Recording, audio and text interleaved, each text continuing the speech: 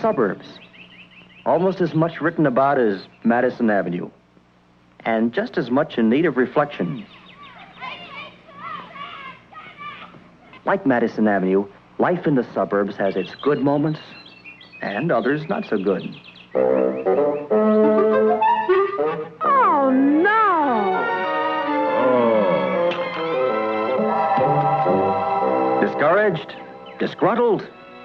Heck no. They're glad to be here. It takes a while for a young couple to realize all they're in for when they buy a house. Or when they have a baby. And when they buy a house and have a baby. So hardly realizing it, they come into their purchasing stage. And are off on a wild, non-stop ride.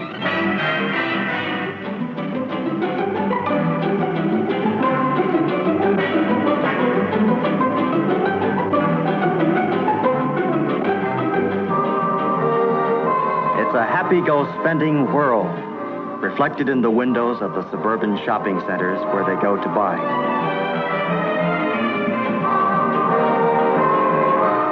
The shopping centers see these young adults as people whose homes are always in need of expansion. People who buy in large quantities and truck it away in their cars. It's a big market. These young adults, shopping with the same determination that led them to the suburbs in the first place, are the goingest part of a nation on wheels, living by the automobile. The first young adults in the age of the push button.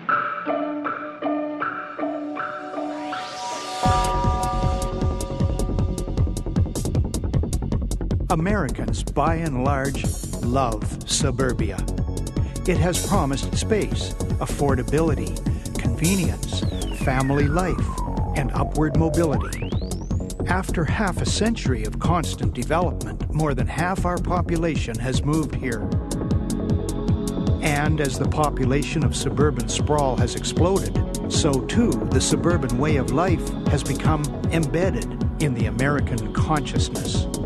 Suburbia and all it promises has become the American dream. But as we enter the 21st century, serious questions are emerging about the sustainability of this way of life. Does the suburban dream have a future?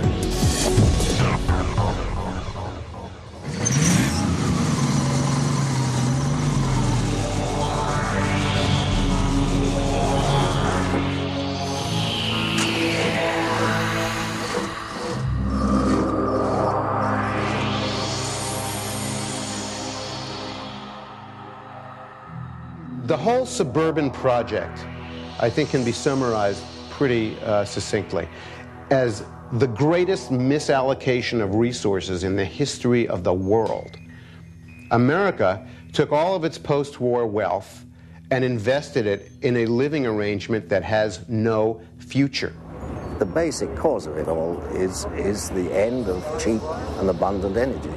Cheap oil is the party that we've been enjoying for the past 150 years. And that party is coming to an end. Within our lifetimes, we're going to see the end of the age of oil. And the result of that will be the end of the American way of life. Here, in a typical North American suburb, life seems to be carrying on much as it has for the past 50 years. With every passing year, more and more streets like this one replace farmers' fields as more and more people come here for their share of the good life. History, however, has proven itself indifferent to people's hopes and dreams for a better life. Even the best of intentions have often not been enough to avoid calamity. And suburbia began with the best of intentions. The dream of the suburbs was the antidote to city life, and in particular, the life of the industrial city and the industrial town. And the antidote was going to be country living for everybody. And the suburbs was a way of delivering that to the masses. The industrial city and the industrial town were really things that had never been seen before. You know, they were new. human beings didn't have experience with them and with all the terrible things that they produce. So, you know, the towns and cities of North America grew up in tandem with the industrial processes and were very much products of industrialism. And what happens pretty early in the process, by the mid-19th century, is that the industrial city becomes a fairly horrible place. There's all this noise and effluence and pollution and stenches and all these terrible byproducts of factories, and people don't want to live around that stuff anymore. And then you get the additional problems of, you know, you need armies of workers to toil in these factories which are assuming increasingly immense scale. The quarters that they live in end up being these vast tenement slums. You know, this idea establishes itself in, I think, the collective consciousness of all of us North Americans that the city is not really a very good place to live.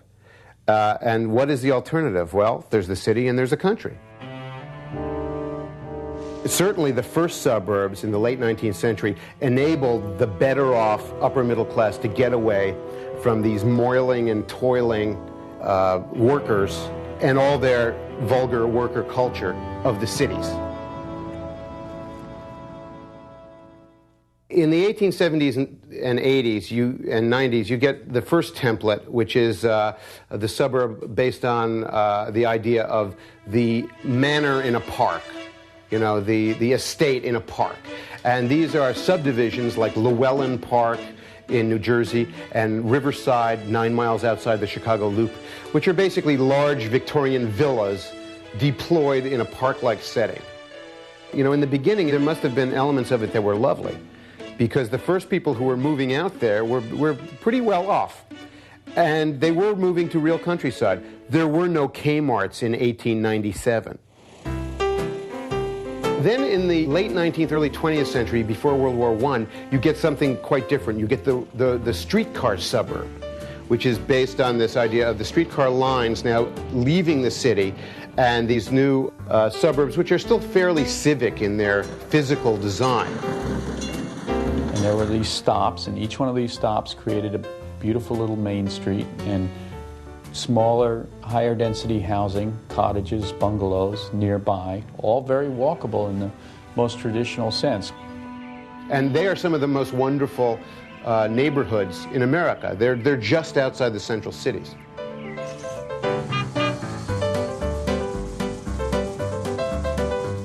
Then what happens is in the 1920s, you get the mass motoring democratization of suburbia. And that results in the boom of the 1920s, largely based on creating these automobile suburbs and all of their furnishings and accessories. And that project is interrupted by the Great Depression and the Second World War. No, sir. All this can't keep a fella from putting down his ideas. Something is going to add up here. His own air-conditioned castle with a deep freeze. Cooler for beer. Great big lawn where Bet and Pubsy will welcome him home.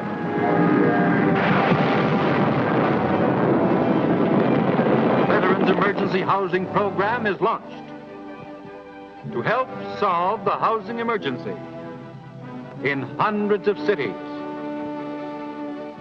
The target, 2,700,000 homes and apartments started by the end of 1947. This is the payoff to our soldiers who fought in World War II. You get to come home. You don't have to live in a city anymore. You can live in a brand new home in the suburbs, and you're going to have a wife who can stay at home and a family, and that's the payout. And that became a packaged American dream, but it's only a post-World War II American dream. It's not the true American dream of anybody can make it. Almost overnight, suburbia was born. 500,000 homes sprang up around the country in 1946. Nearly 1 million in 1947. 1 million in 1948. Still more in 1949, 1950. The empty farmlands, the quiet towns and villages surrounding the city found themselves in the midst of a roaring housing boom. You get the real full elaboration of the automobile suburb based on the idea of the cul-de-sac subdivision, and that becomes the template for how we're going to build things. This is the only part of the world at that time where, you know, plumbers and pipe fitters and sheetrock hangers could own their own home. The middle class is going to go basically from the wino level clear up to, you know, the doctors and the dentists. And everybody will be included. You'll find a scene like this in nearly every village, town, and city throughout the country. For in the hopes and dreams of everyone, there's a home they can call their own. Home brings a sense of security to a man. And to every woman, her home means a setting for gracious living. And we'll have the living room right in here. And the kitchen right here so we can see the children playing in the yard. And we have shrubbery, of course, right along in here. And, oh, darling, it's going to be just perfect. One of the things that happens is that suburbia ends up being a false promise. The post-war suburbia is not what it promises to be. It's not country living. It's a cartoon of country living and a cartoon of a house.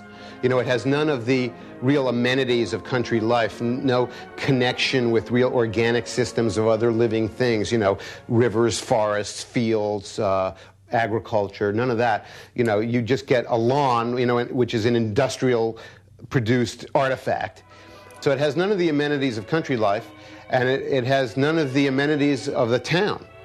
And in fact, it has all the disadvantages of both. You know, all you really have is a 6-lane highway. And so it is that all of us in interdependence live independently on wheels. The idea is that everybody's going to live in a country house. And one of the results of that is that the American cities and towns are absolutely gutted in the period of 1950s, 60s, and 70s.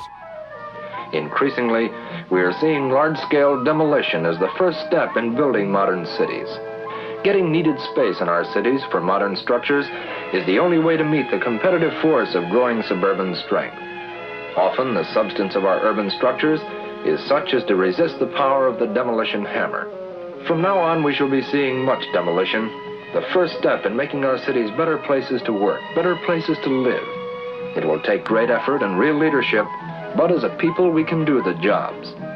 And as we see here the rubble of demolition at the feet of Columbus, let us remember that in many ways the continent is still before us. The American city is decanted into the countryside, and all of its functions soon follow. The shopping, the office, the retail, everything follows. As growing numbers of North Americans moved to the suburbs, one of the challenges facing policymakers was how to get all these people from their homes to their shopping malls, to their workplaces, and their schools, and back again. The major American auto manufacturers were powerhouses of industrial might following the Second World War, and they had a plan for the masses. It relied, not surprisingly, on cars as America's future mass transit. The growth of suburbs has brought another major problem: getting there and back. Without cars, suburbia wouldn't be possible. But once we live in suburbia, even where there are trains and buses serving the suburbs, most people have to depend on cars. Each year there are more of them. Each year there must be more highways and expressways to take care of them.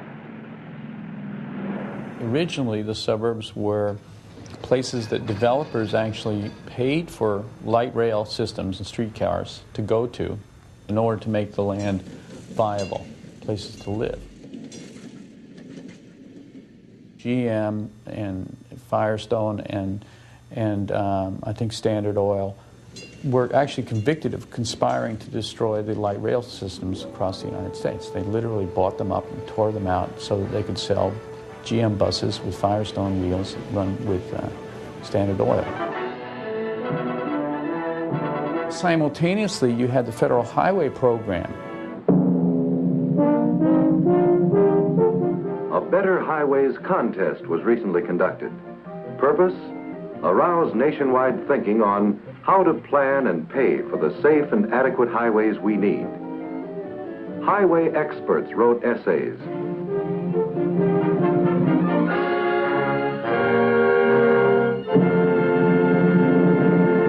I am privileged to present the winner of the Grand National Award, Robert Moses of New York. Robert Moses, New York City construction coordinator, is a world-famous highway planner, a man who knows his business. No magic will suddenly produce roads commensurate with cars. The remedies are neither easy nor cheap nor immediately realizable. But the task you have set is not beyond the capacity of the aroused American people. Will you stop honking, Mac? We ain't going nowhere. You think you got it made. Good job, car nearly paid for. So you get a little home in the suburbs, away from the city smoke, out from the shadows of the factory.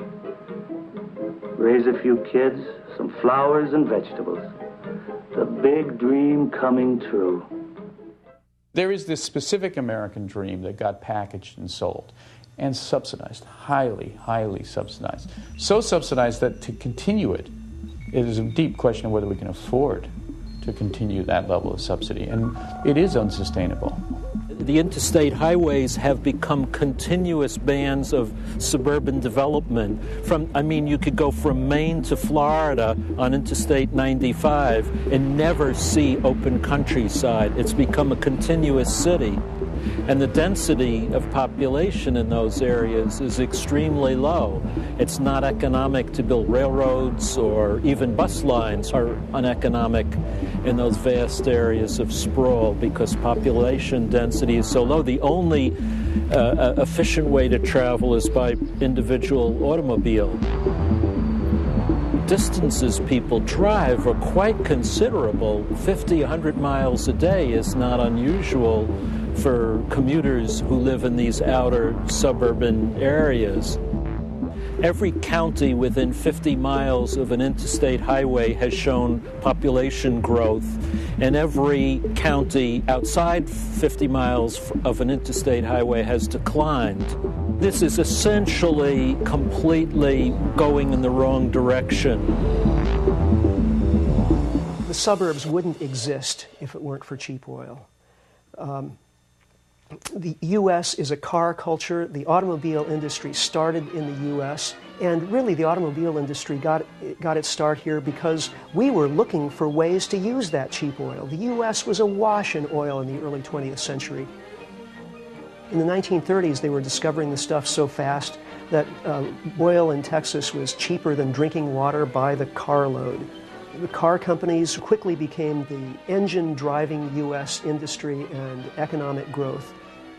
The result of this is that we have created this new system of habitation where people live miles and miles from where they work and from where they get their food and all of their other necessities, based on the idea that they can and they must hop in their car at any moment and travel miles and miles.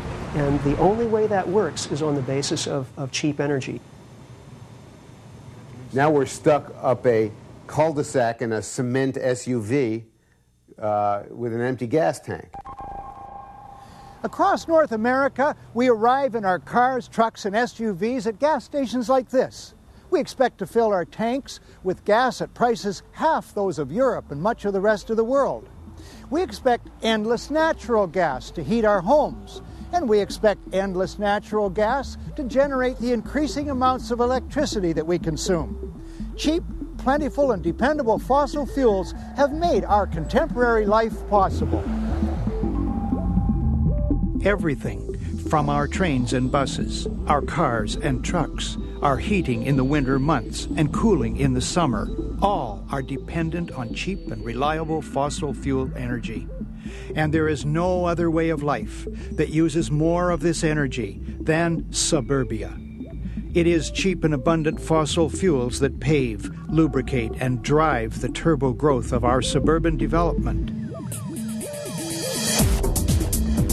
and on this way of life expands into farmers' fields, meadows, and hinterland, offering up 6 lanes of the American dream with no end in sight.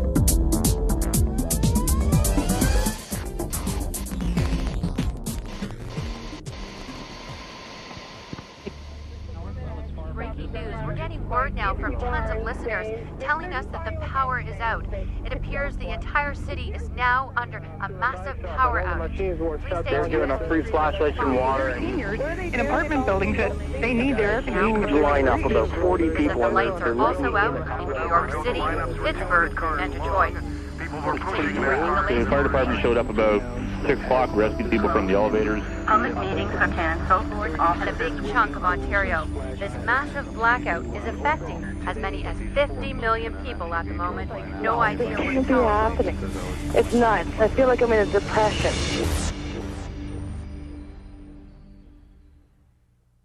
What the blackout actually was, it was a whole series of fuse boxes all tripping as we approached 100% capacity.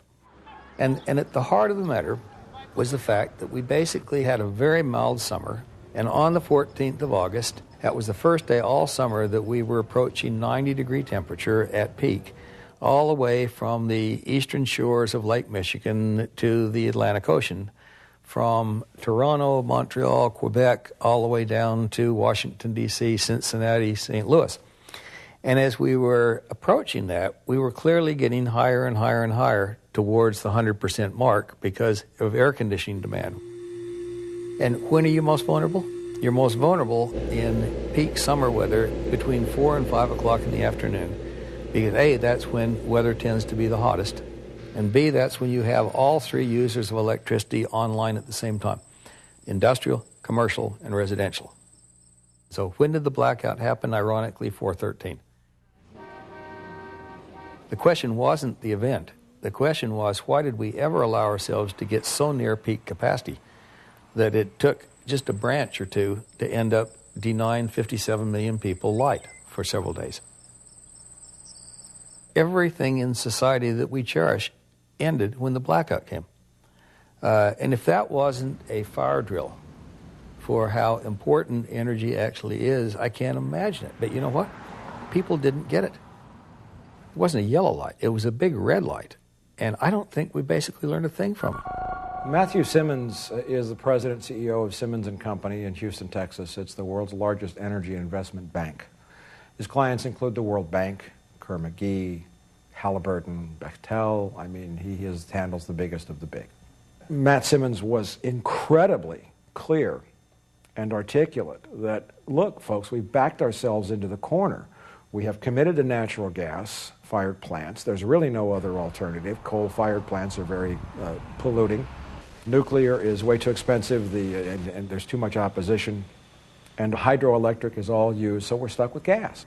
But he said, there's not going to be any more generating capacity built. Why? Because there's nothing to power the plants with.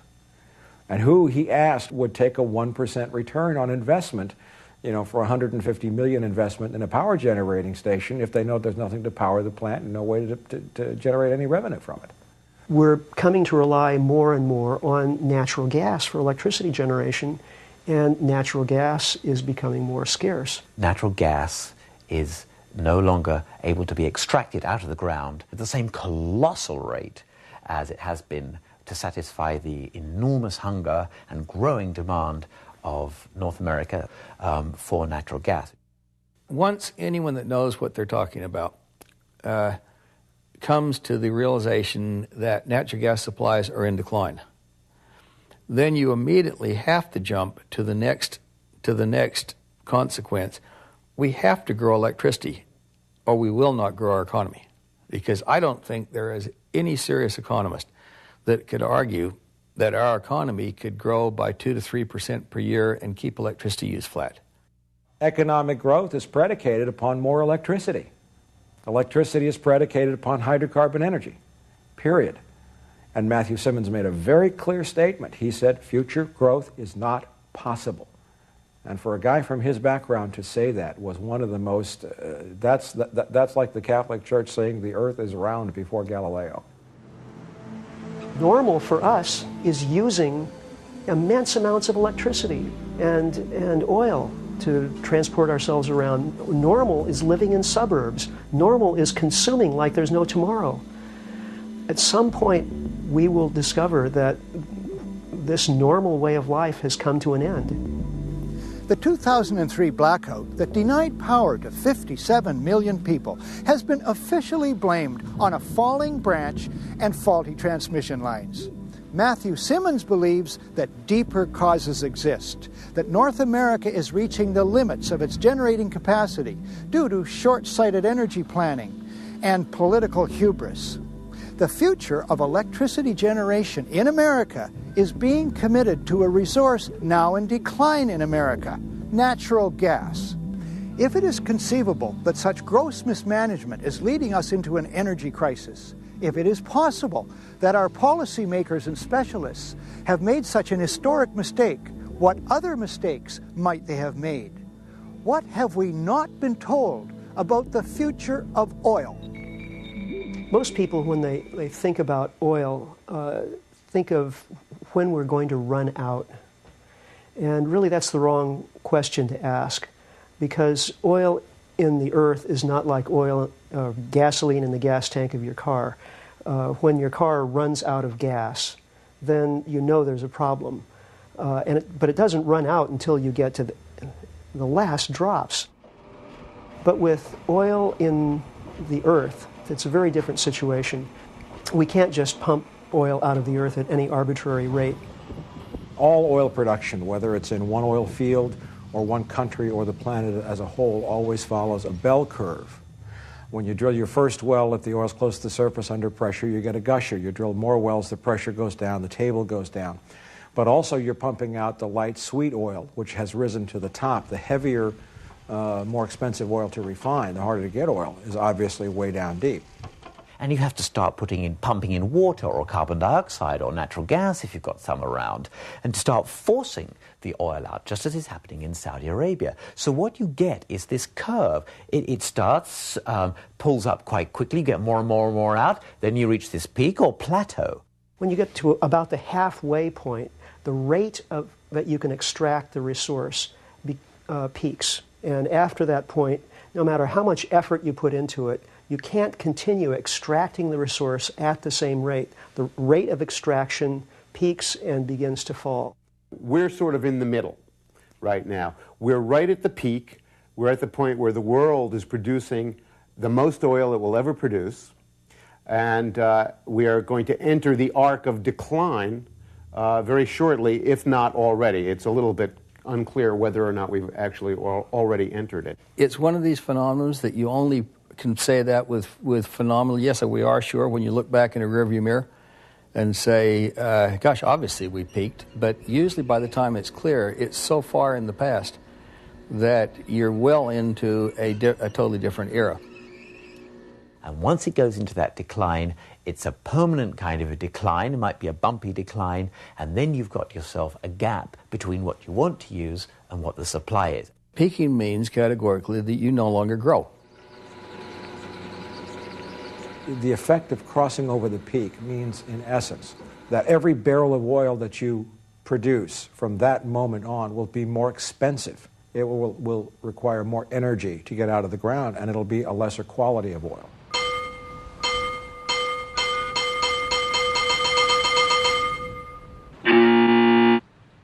The guy that basically is most renowned for picking the peaking concept was a person named Dr. M. King Hubbert. M. King Hubbert was probably the most famous and influential geologist of the 20th century. He worked for the U.S. Geological Survey. He worked for oil companies like Shell and their research division. In 1956, at some industry convention, he made a startling speech and put up a bunch of graphs that basically said from all of his calculations, sometime in the early 1970s, the United States of America would peak as an oil province. And once we reached that point, it didn't matter how much we drilled, how fast we drilled, what the price of oil was, we would basically start into decline. Very few people took him seriously, in spite of the fact that he was so universally respected. Of course, U.S. oil production did in fact peak in 1970-71. And as a result of that, a few more people started to take him seriously. If you go back and you read the U.S. petroleum history, one of the most incredible ironies, in my opinion, is that in 1970, Dr. Hubbart's reputation was in shambles, and the thing that his critics just said in glee, in print all the time, was, remember that old guy that said we were going to run out of oil in the early 70s? Look, the United States has never produced more than this year, the year we peaked. It seemed to take the better part of a decade or more before the oil experts in the United States looked back and said, isn't this interesting? We've clearly peaked. He went on to predict a global oil production peak for the mid-1990s, which probably would have been accurate if it hadn't been for the oil shocks of the 1970s, which drove oil prices so high that they destroyed demand. And as a result of that, oil production actually decreased for the first time in history during the early 1970s. And this had the effect of delaying the global oil production peak for probably 10 or 15 years. The only scientists that seem to have taken this really seriously are the old-timers, whereas the young guys are mesmerized by the technology. We created a generation and a half of Nintendo geologists that sit at their workstation and basically move around images until I say, wow, look at that bright spot. The books on oil have been as cooked as the books at Enron. In the late 1980s, virtually all of the Arab oil countries reported extraordinary reserve increases of something like 50 to 100% just within a year or two. And this wasn't related to any huge new discoveries. It was mostly political, because OPEC was contemplating new rules at the time that would say that a country could expand its rate of production in oil sales commensurate to its reserves. So there was this incentive to report increased reserves in order to increase market share. But the evidence that that oil that has been reported as reserves is actually there is very flimsy. So we don't actually know how much oil is in Saudi Arabia or Iraq, for that matter. Is there 115 billion barrels of oil in Iraq, as is noted in the press again and again? Or could it be 40 billion or 60 billion? We don't really know. Experts like Matt Simmons, the pessimists, are saying that it's probably on the low side. Saudi Arabia may have already peaked. If it turns out that Saudi Arabia has peaked, then categorically the world has peaked.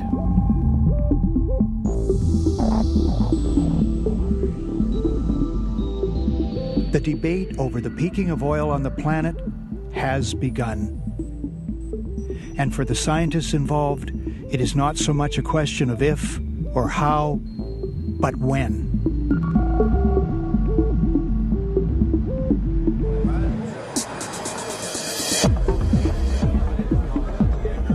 It's a pleasure for me to open this ASPO seminar. We need to recognize that the issue of the peak oil production is an open-ended debate. My feeling is that we are going to run into serious trouble by 2010, more or less. The peak has happened, and now instead of being prophets, we're now historians. When it comes to estimates by the well-informed folks, I mean, it almost feels like you're throwing darts. There are so many, and yet they're grouping fairly. They're starting to group tighter. Most of them end up projecting a peak by or before 2020. I detect it on many sides now that there is a growing awareness. We've moved beyond asking if there is a peak to ask how big it is, how soon it is, and more than that, what we might do about it. It's no longer sort of the words of some crank in the wilderness. It's becoming, and it has to become, very topical. It's going to come to suburbia probably much sooner rather than later. I happen to agree with many of the people we heard here that peak oil is here now. Now that we know there's no unused surplus oil in the Middle East, sorry, that's it. And so we probably have passed the Hubbard peak. I think it's between 2005 and 2007. That's what my model shows. We always were afraid, what would it be like to live after the Hubbard Peak with world oil declining? And I have this list of things. $7 trillion lost out of the U.S. stock market, 2 million jobs lost in the United States, federal budget surplus gone, state budget surpluses gone, the middle class disappearing. Peaking is not equivalent to running out. Everyone in the room knows this, but the lack of the people outside this room understanding that that's a serious problem. The problem of oil depletion, and which will result in an increase in prices of petroleum, is the way it'll be experienced by the ordinary American, will have a catastrophic effect on American society, because in the past 20 years, American society has been more than ever before dispersed outside of center cities into the bands of territory around the major cities, what we call sprawl, or, the outer suburbs. I'm sorry to say, really, that the suburban family in America is really going down the wrong path. So what is the impact on the ordinary citizen around? Well, for a few years he can buy another large car, he can smile that there's not a cloud on the horizon, and then the crisis, when it hits, is that much worse. And there's a strange irony in this business, because the more efficient you are in producing the stuff, the more skilled you are, all the good things that one generally sees as positive attributes, the better you are at doing this, all you are really doing is accelerating the depletion and making the situation worse. The other big squeeze in the suburbs is going to be home heating. And as most homeowners already know, at times that can get expensive. And this last winter, it was particularly wild. We almost ran out of gas in the Northeast. We barely made it, in the sense that the red light lit that says low on fuel. The United States is reliant for only 15% of its natural gas from Canada. Conversely, the people in the United States are clueless about the fact that that very same 15% is over half of Canada's production. If people in the United States think that that relationship can go on forever, given that natural gas production has just peaked in North America, they're crazy. And we need to adjust in the natural gas realm more rapidly, more aggressively than we do in the oil realm. There are absolutely no quick solutions. Zero. God does set his own limits.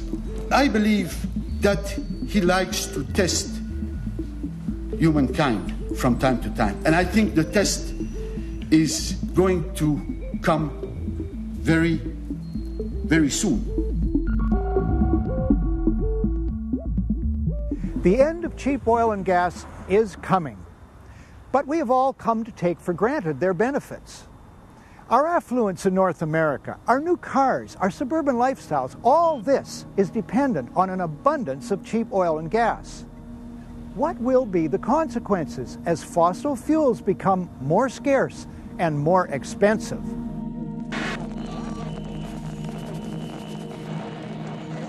We've had this incredible period of 50 years of relative world peace and stability. And I think that it's put the American public into a kind of consensus trance that the world has always been stable, that there's very little relative danger to us in these things that happen around the world, and that we'll probably prevail in the face of all of these things, and that our so-called economy will just keep on chugging along no matter what. It's in everybody's interest to maintain the facade that this way of life is normal. This is what we should expect. This is what we should expect for our children. And by golly, we should go out and continue buying and consuming like there's no tomorrow. The economic benefits of living in a very stable world, meaning we're not at war with China, that means that we can enjoy a lot of benefits of having them manufacture all our stuff. We're used to getting all of our household goods now from 12,000 miles away. They're made in China, everything from frying pans to underpants. What's going to happen if those supply lines to China are interrupted? You know, what might happen if we have a contest with the Republic of China over the remaining oil in the Middle East and Central Asia? Is Walmart going to continue to, you know, get the steady stream of everything from toilet seats to fishing rods from Chinese factories? In North America, I think that we're going to have to downsize and downscale everything we do. Everything from farming to education to the way we deploy ourselves in living in the landscape, sports. You know, everything that we do is going to have to be made smaller. The age of the 3,000-mile Caesar salad is coming to an end. We're going to have to grow more food closer to where we live around our towns. Not only will food prices skyrocket, but the ability of the North American continent to produce food will diminish rapidly. The so-called Green Revolution, which took place in the 40s and 50s, saw an incredible explosion in the amount of food produced on the North American continent. A field of carrots never touched by a hoe. A petroleum-derived weed killer knocked out the weeds when the carrots were only sprouts. Agricultural experts fight an endless battle against insect pests that ruin millions of dollars worth of crops a year. Oil-based sprays and oil-derived chemicals are among their most effective weapons. Soil degradation has effectively rendered much of our agricultural land to be nothing more than a sponge onto which we pour petroleum-based chemicals to grow food. Not only are all fertilizers made out of natural gas, all commercial pesticides are made from petroleum. Not to mention the energy that's used in planting, harvesting, pumping the water for irrigation, packaging the food, processing the food, transporting the food, etc. There's really going to be an end to that. And when it ends, we're going to be in real trouble. You know, it's not going to be just a matter of not being able to drive to the mall. It's going to be a matter of not knowing how you're going to feed your children.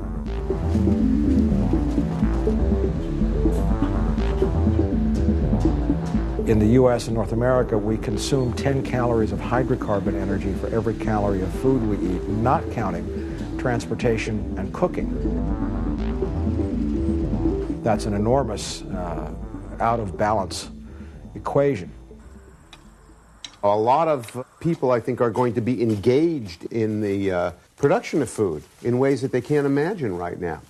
Farming is liable to become a lot more labor-intensive in the years ahead, meaning, you know, a lot more people are going to have to work at it. How are people going to get to their work? What kind of work is there going to be? Who's actually going to do the real work of creating things of value? Especially when we can't get toilet seats from China anymore.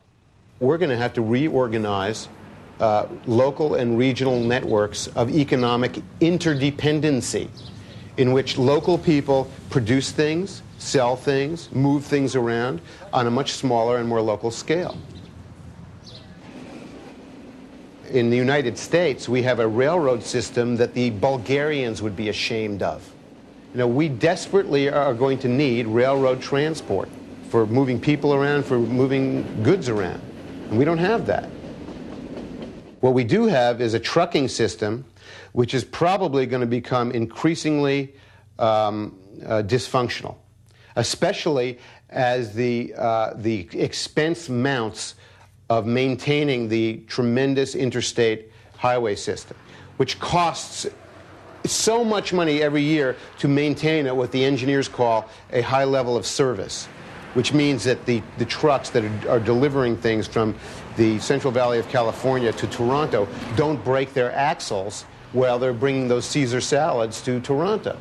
Once you have a certain number of trucks that are breaking their axles in that 3,000-mile journey, that's the end of transcontinental trucking, which also implies that's the end of certain economic relationships that we've gotten used to. The Walmarts of North America have very efficiently and effectively destroyed almost every local and regional network of economic commercial interdependency, and those networks are going to have to be rebuilt. We're going to have to learn how to do retail again on the local level, and we're not prepared for that, and it's a tremendous, awesome project.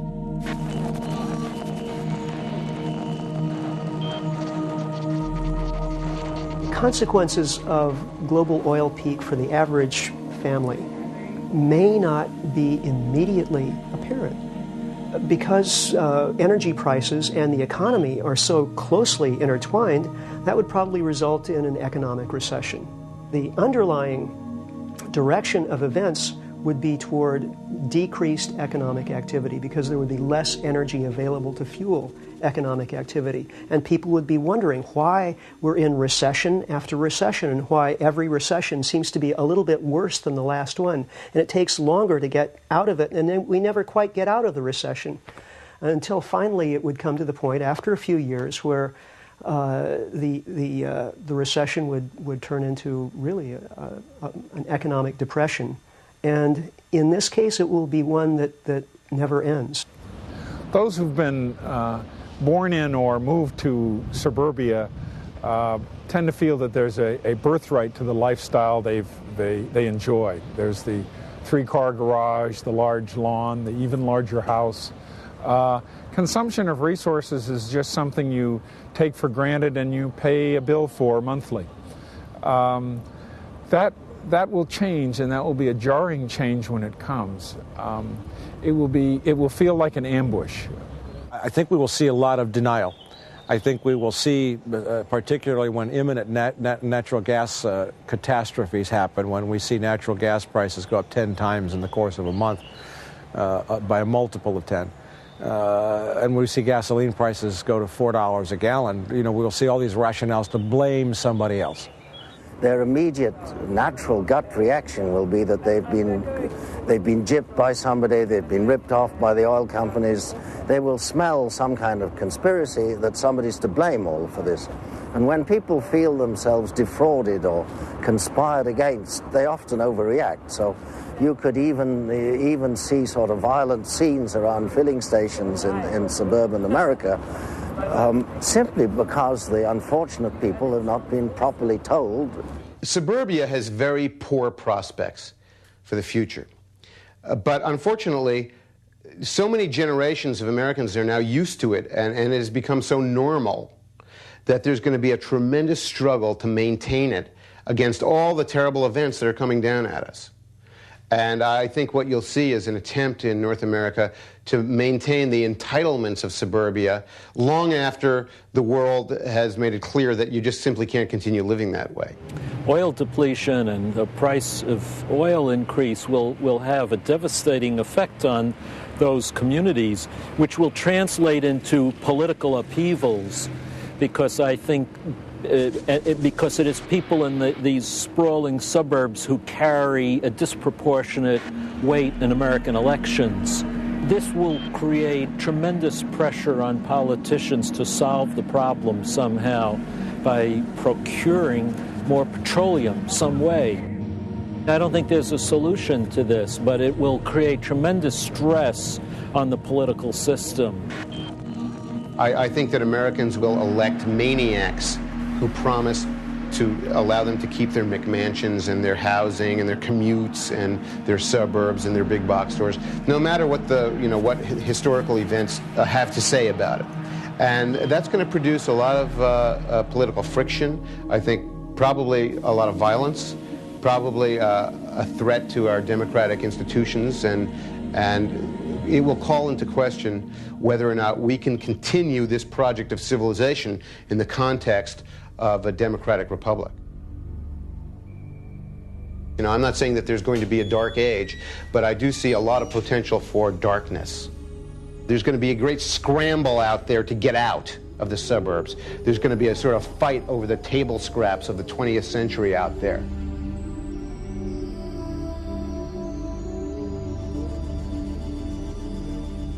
I use the term clusterfuck to describe what we're heading into. I think that the suburban destiny is a pretty hopeless situation. And I think it's going to be a big mess. It's going to be a political, economic, and social shitstorm. And we're not prepared for it. And, you know, I use that term because it shocks people. But I use it because I think people need to be shocked into the awareness that we got to start preparing for a real problem. I think there's a great deal of natural resistance at the political level to trying to communicate anything to consumers, voters, about a need to change lifestyles.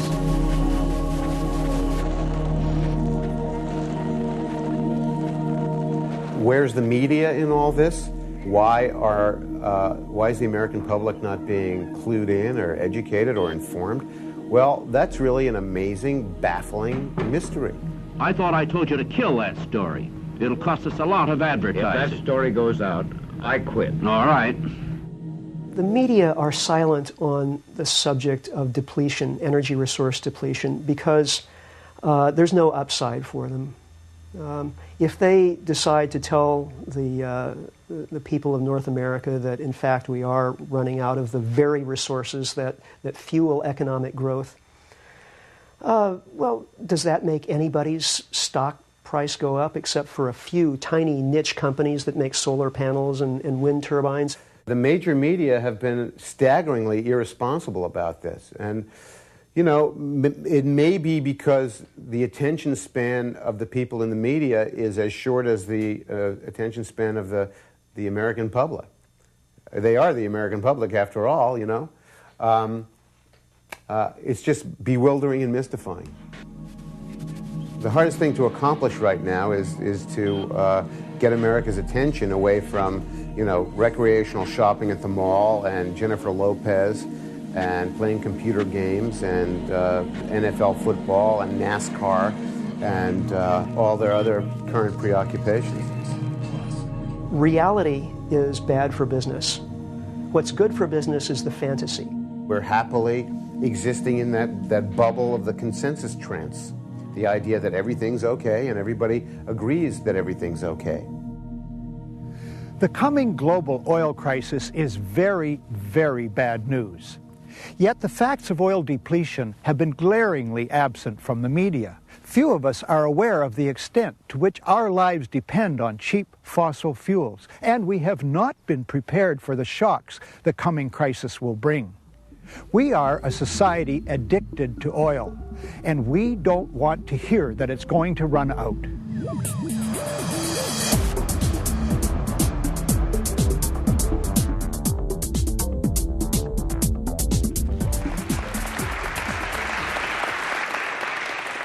The title of tonight's presentation is America Running Out of Gas?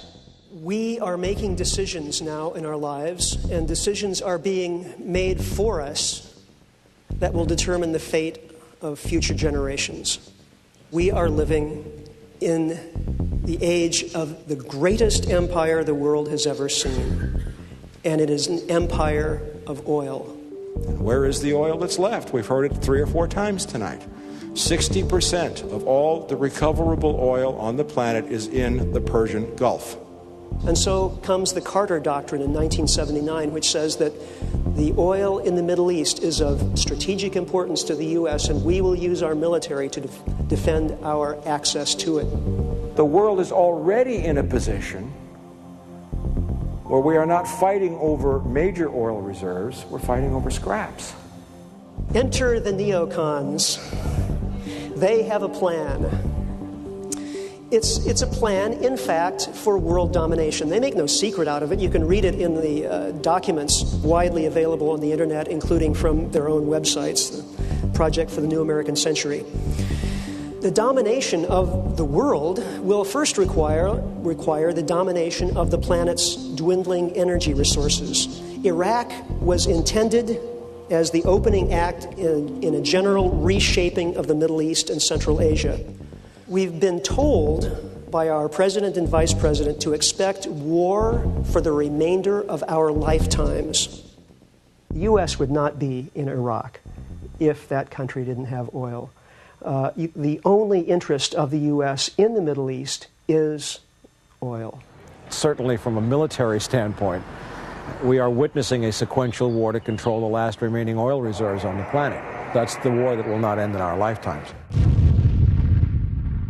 I think this war in Iraq was really what stimulated everybody's interest in this subject.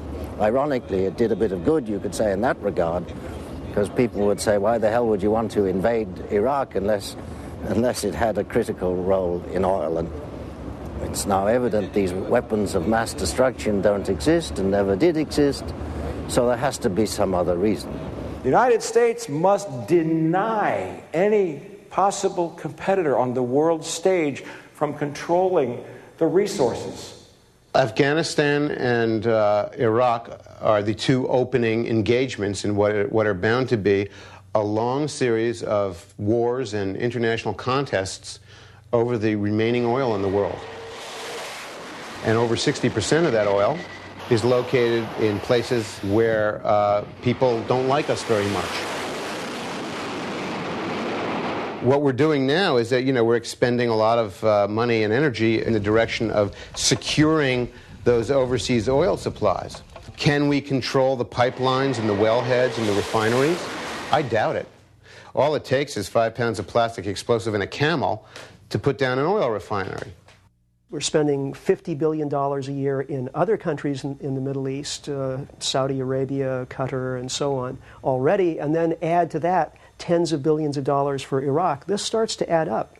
This is having a tremendous drag effect on the U.S. economy, resulting in increasing government debt, both domestic and foreign debt. Then, of course, there's the cost in human life. Americans coming home in body bags. Then there's the cost in American civil liberties. The American people are not going to sit back and watch this foreign policy of occupation and invasion continue indefinitely, and so there's going to be more and more dissent. So how is the government going to deal with dissent? Well, already we see there have been laws put in place like the U.S. Patriot Act, so-called, which significantly erode constitutional protections for freedom of speech and assembly and privacy. Are these going to be used against average Americans who simply decide to voice their disgust with U.S. foreign policy? I think that's entirely likely. You will see a lot more global conflict. You will see a draft reinstituted in the U.S., and you will see lots of protests. You'll see lots of young men and women dying overseas in conflict. This is the infinite war. As this game of musical chairs unfolds across the planet, the Department of Defense put out the notice asking for volunteers to serve on selective service draft boards. Do you think Cheney was kidding when he said a war that won't end in our lifetimes? Do you think Cheney was kidding when he said this is going to be the biggest conflict that we've ever seen? It's happening. Okay, so what's the alternative? Surely we can get our energy from some source other than fossil fuels. If we had 50 years to say, well, in 50 years we can get 25% of our energy, yes, that'd be quite realistic. But 50 years from now, no. 10 years from now, no.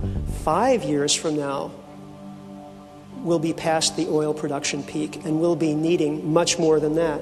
There's no combination of so-called alternative fuels that are going to allow us to run what we're running in the United States the way we're running it now on oil and natural gas.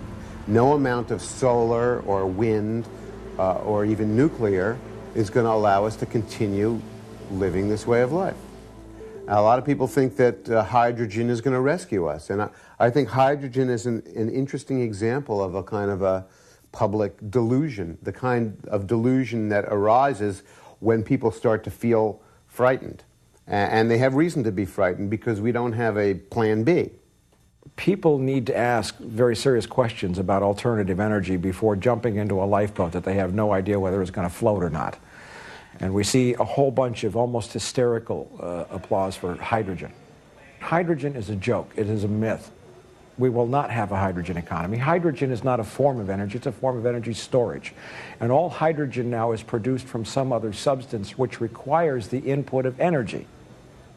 Generally, it takes more energy to make hydrogen than you get from the hydrogen. It's fabulous because you only have to have electricity and water. Well, to have electricity, you have to have some other form of energy. The single easiest way to create hydrogen is using methane. Methane is just a scientific term for natural gas. So in a world that we're short of natural gas, the last thing we need is a brand new user hydrogen is tremendously problematical as an element. It's very hard to transport it. Advocates of compressed hydrogen say, well, I can get a 300-mile range on a car with 190 gallons of compressed hydrogen in a vehicle. I say, great. Who's going to do the crash tests on that? You also have to look at infrastructure requirements. 600 million internal combustion powered vehicles on the planet, 200 million in the United States. People say, well, just go to hydrogen cars. Who's going to build the hydrogen cars? Somewhere around 90 barrels of oil goes into the energy to make one car. Who's going to pay for the factories? Where's the capital for the factories? Where are the filling stations? We're just going to take everything we're running now on oil, and we're just going to change it out, and we'll run it on hydrogen instead. Not going to happen that way. Net energy, energy return for energy invested, and people just don't think about this. If you're converting biomass into diesel, how much energy went into creating that biomass? If it's plant mass, how much fertilizer, oil, water went into creating that? You have to complete the full equation from start to finish. Ethanol is a net energy loser. It takes more gasoline to create and fertilize the corn and to convert it to alcohol than you get from burning it. It's mathematically and agriculturally impossible. There isn't enough land to do it. Even if we were happy, as we unfortunately are, to turn it over entirely to corn ethanol, we then probably wouldn't have much, possibly no land left for growing our food. And as you think these problems through, as we've been doing it from the wilderness, you see that there is nothing, there is no combination of anything that will allow planet Earth to continue consuming the way it does and go on our merry way. There are no easy or quick fixes for our oil dependency. There are no affordable, scalable alternatives. Yet the political will to address oil depletion does not yet exist. We do have one surplus, and that is a surplus of ideas about how to meet the challenges of living with less oil.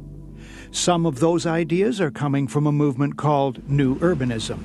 It advocates, quite simply, a return to more traditional, walkable communities. The New Urbanism was a reform movement in town planning and civic design and architecture that started in the late 80s among a group of young architects and planners who realized that we were reaching a dead end with the suburbanization of America, and they sort of looked back on history and the way human beings had done things in the past, and they concluded that there was a great deal of benefit for us in relearning the principles of town planning that had been thrown in the garbage since World War II by the traffic engineers and all the people who have been putting together our everyday world. Ironically, New Urbanists have been now criticized heavily for being historicist and back to the future and all the rest of that, and I don't think that's at all the case. I mean, you have to pick up the threads of culture and history and carry them forward, but carrying them forward is the challenge of New Urbanism. That's the new in New Urbanism.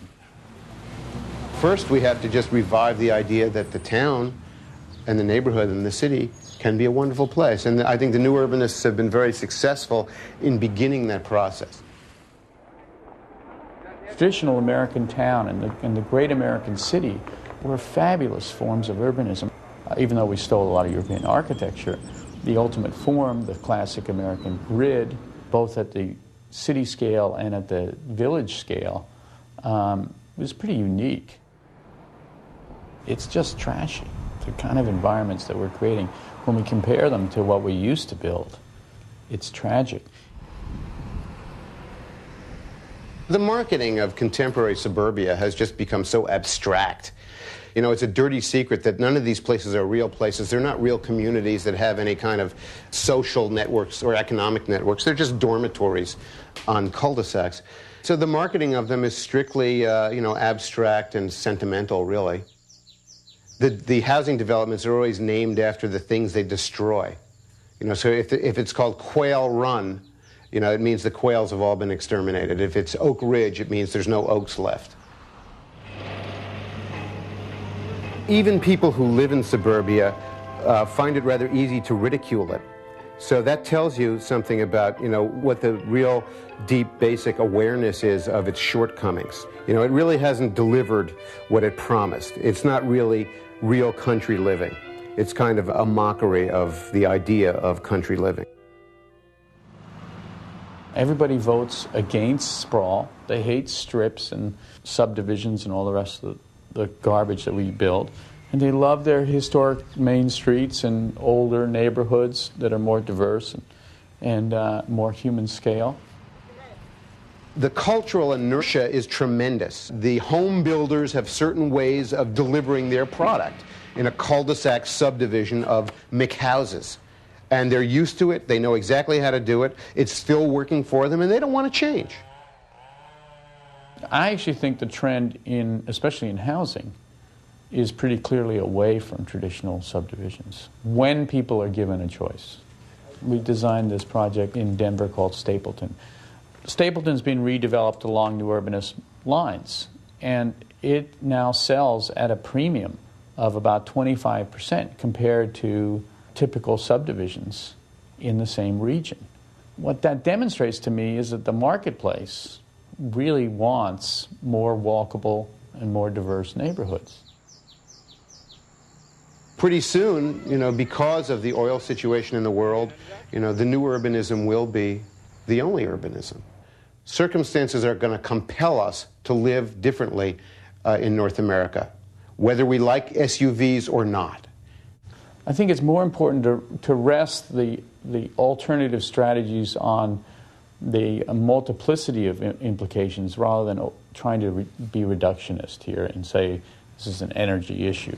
Maybe the global warming issue is yet another one to address in rethinking our patterns of development. There should be, and there are, a million good reasons for good urbanism. In any case, the suburban idea, really, as it has been known in the late 20th century, is really coming to an end. It is hard to imagine that all this, even now under construction, may lose much of its value in the coming years, that the suburban way of life may become increasingly dysfunctional as the global oil crisis deepens. The new urbanism offers one possible alternative: to make our communities livable, walkable, quieter places once again, to make our communities sustainable.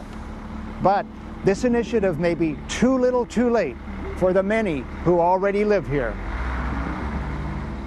The residential subdivisions don't have very good prospects for being retrofitted because you can't really move the houses closer together. I mean, that would be pointless. Most of the optimistic ideas about repairing suburbia kind of revolve around fixing up the shopping centers and turning them into mixed-use places where people can live and work and buy stuff. And in other words, turning what were single-use places into true urban villages. The thing about sprawl is you've got all these big arterial roads that are oversized, and they've got all this strip development on the edges, which is basically underutilized land. One-story buildings with big surface parking lots. So you have these huge ribbons, which are also perfectly located for transit, and then allow high-density development to redevelop those corridors. You can completely reconstruct that strip because nobody's in love with the strip. And all of a sudden, those neighborhoods have something to plug into, to walk to. And all of a sudden, there's urban environments that young people and older people who don't want yards can live in. I myself am a little pessimistic about the kind of resources that we're going to have available to do that. We're actually now leaving behind this tremendously affluent period when we had all this great wealth. We're now entering a period when we're going to just have less money and less ability to invest in the future. So I think that what we're going to see is a lot more kind of provisional, impromptu kind of behavior. People sort of making do the best they can with the remnants of what remains. First-ring suburbs are already becoming the ghettos. They don't have the underlying beauty and structure of our historic cities and towns to kind of rebuild on. So they become quite a challenging situation. But I don't think that's something that might happen. It's something that is happening. The suburbs that were really built after the 1960s, the ones that are really past the inner rings, are going to become pretty deeply dysfunctional. We may see, more than one family living in a McMansion, and we may see them growing crops on what used to be the front lawn. But I think that they'll basically be the slums of the future. I think we're going to see a meltdown in the value of this living arrangement that we've created in North America.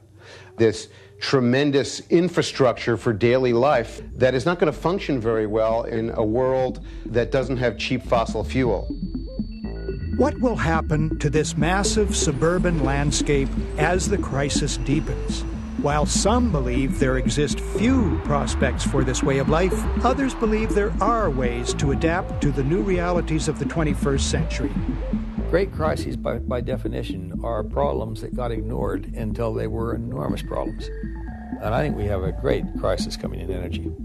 What I'm most worried about is how long we've left even addressing the issue.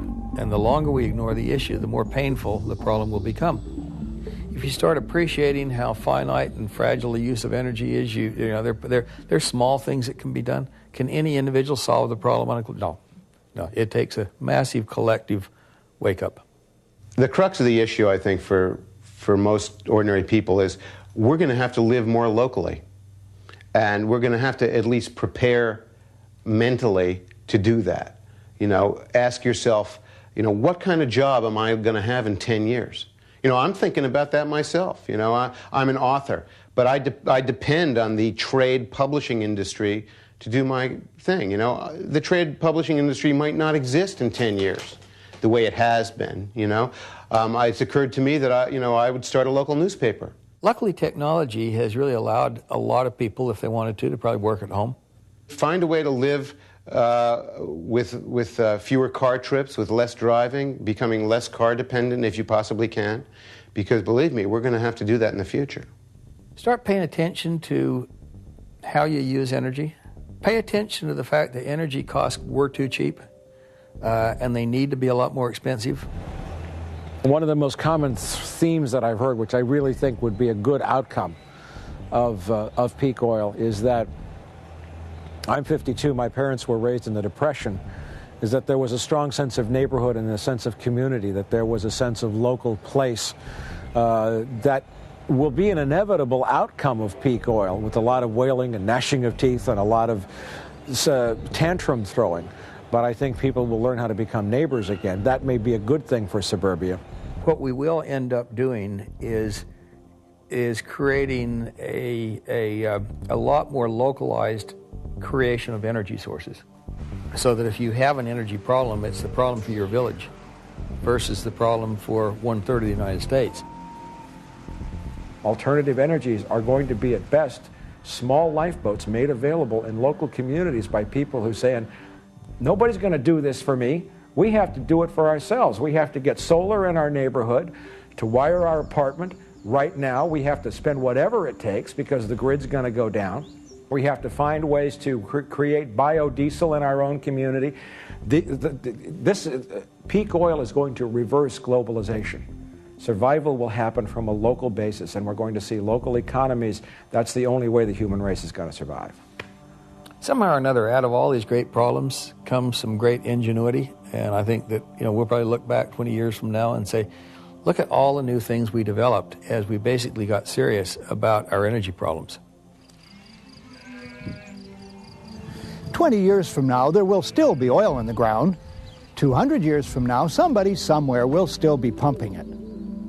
But soon, within our lifetimes, the growing energy demands of the American dream here in suburbia will eclipse our planet's ability to provide it. Will we learn to dream of something better for the world to come?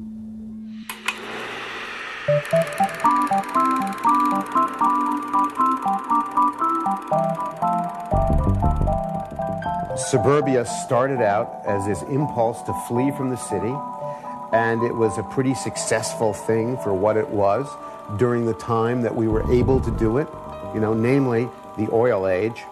It had a good, 7-decade run, and now we are entering a period when the suburban way of life is going to become increasingly difficult and dysfunctional and economically impossible. 2 or 3 centuries from now, people will be looking back and formulating myths about the way people lived back then in that. Whether they'll look at it as a lost golden age or an age of horrors and insanity, I'm not sure. I think it may be the latter. They'll look back on us and they'll say, my God, who were those people? How could they be so stupid? Irony was the ethos of the late 20th century.